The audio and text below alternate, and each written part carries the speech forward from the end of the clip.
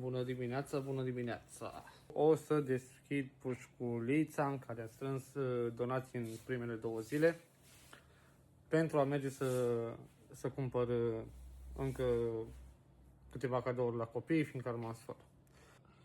Haideți să vedem împreună ce am strâns noi aici. N-am numărat încă, dar se pare că este ceva.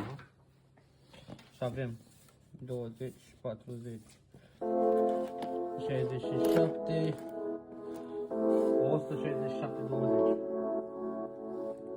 Cu ăștia o să vă mai pun un update, o să merg la Asda să cumpăr cadouașe și o să...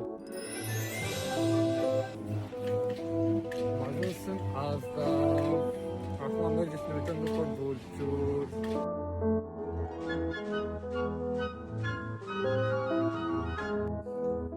Haideți, oameni buni, că am terminat și cumpărăturile la Asda pentru copilași. Avem în jur de 40 de cadouașe, ceea ce este super.